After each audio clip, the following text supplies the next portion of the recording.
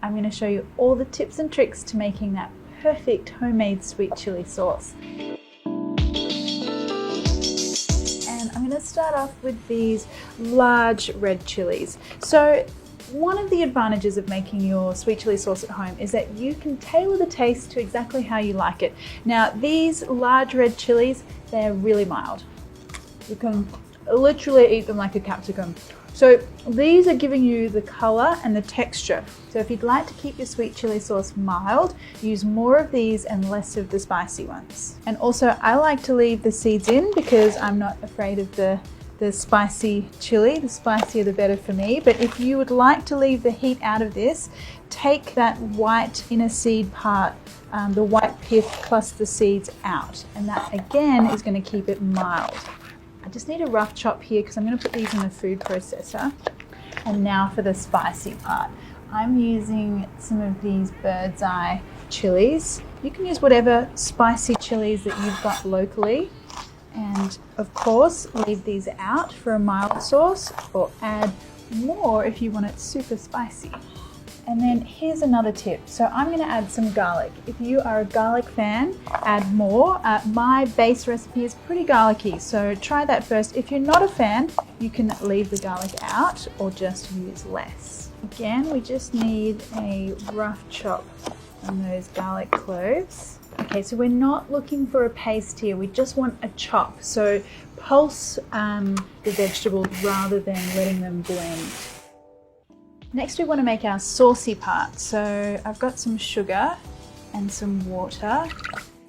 Now you'll find the recipe for this on my website with all the weights listed out, so it's really easy for you guys to follow.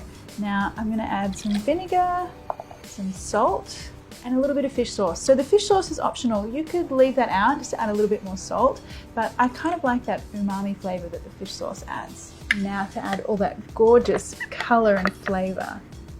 Now you just want to let this simmer until the sugar dissolves and that raw edge of that garlic has softened and that chili is nice and soft as well. So don't let that mixture boil over your saucepan. Once it comes to a simmer, just turn it down a little bit and just let it bubble away for about 5 minutes. Okay, so our base sauce is smelling and looking delicious.